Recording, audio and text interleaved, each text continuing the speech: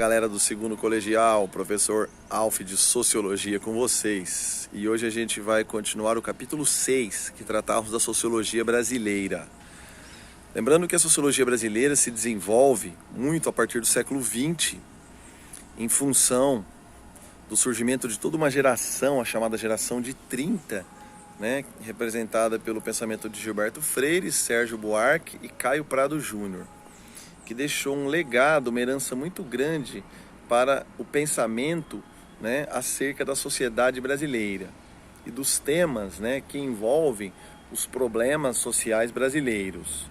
No fundo, eu tratei nas aulas passadas do pensamento de Gilberto Freire, a obra Casagrande Senzala, do pensamento de Sérgio Buarque, a obra Raízes do Brasil, e hoje vou tratar um pouco da vida e da obra do Caio Prado Júnior, que escreveu dezenas de obras, dentre elas a Formação Contemporânea do Brasil, que busca analisar o século XX, e os problemas que envolveram a sociedade brasileira nesse contexto, além da história econômica também do Brasil e tantas outras obras significativas.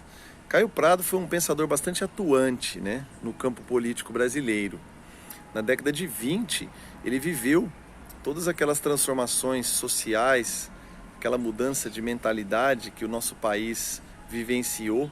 Lembrando que a década de 20 é marcada pela crise da República Velha, a crise da República Oligárquica, ou crise da Primeira República, sobretudo com o surgimento de uma nova mentalidade política, promovida pelo crescimento da imigração europeia, por diversas manifestações que ocorreram na década de 20, e que gera também o surgimento de novos grupos políticos, rompendo a velha política do café com leite.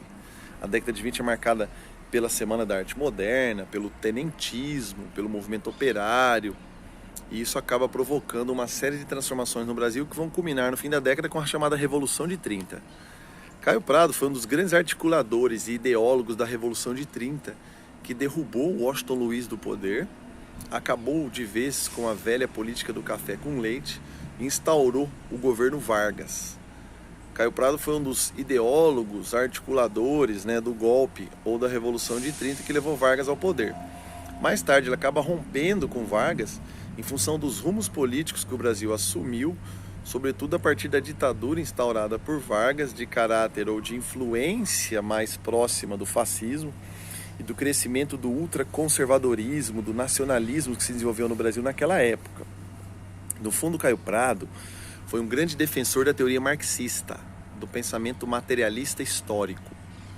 Filiado ao Partido Comunista Brasileiro e membro da Aliança Nacional Libertadora na década de 30, Caio Prado chegou a viajar à União Soviética e escrever uma obra sobre o país, que era governado na época por Stalin.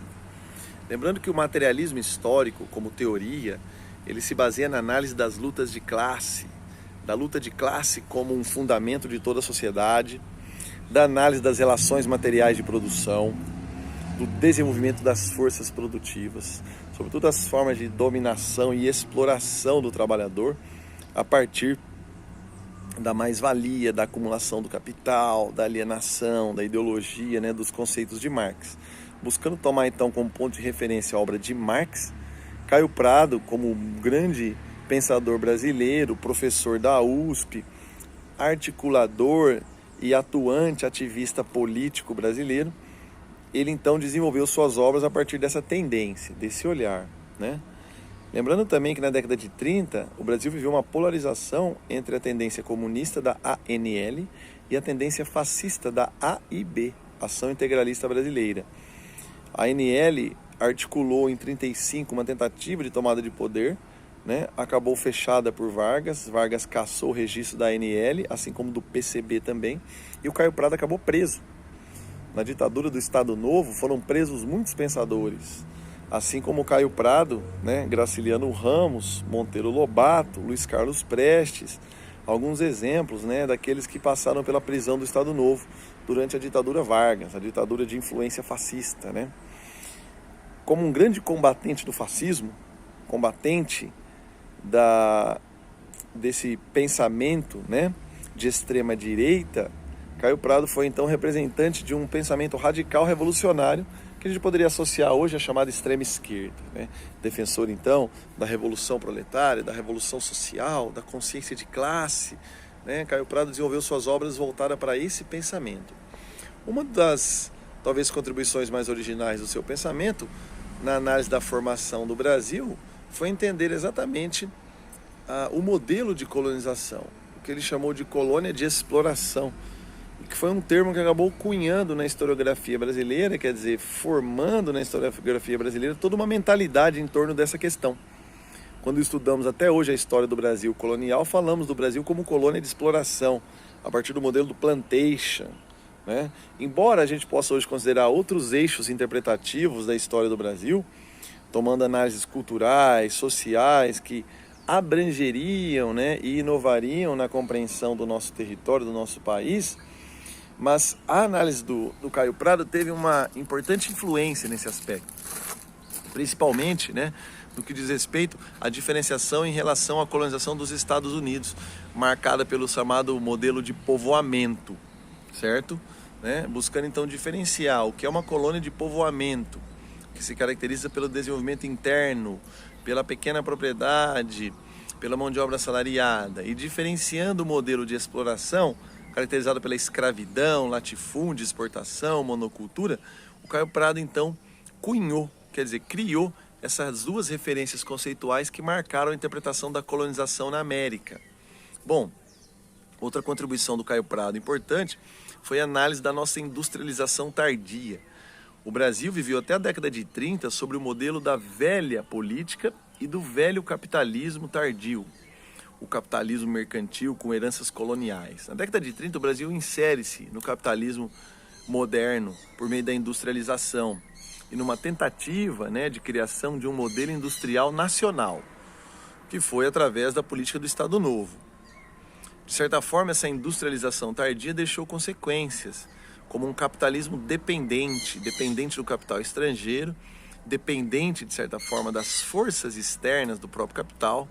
E por isso, segundo Caio Prado, o Brasil não desenvolveu um projeto autônomo, um projeto livre, um projeto capaz de criar um modelo libertador, sobretudo para o proletariado, né? Nesse aspecto, ele foi um crítico mais tarde, como eu disse, da política do Vargas, e buscou mostrar as dificuldades do nosso país em relação ao desenvolvimento de um projeto autônomo no campo da economia e da sociedade, mostrando como que os problemas no campo, a exploração camponesa, o êxodo rural acelerado, como que os problemas na cidade, como a mão de obra explorada por meio de baixos salários, né?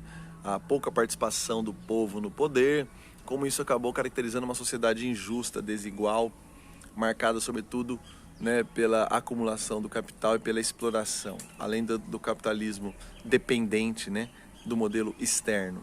Ok? Valeu, galera. Próxima aula falaremos mais do Caio Prado Júnior. Espero ter ajudado vocês. Um beijo do Alf.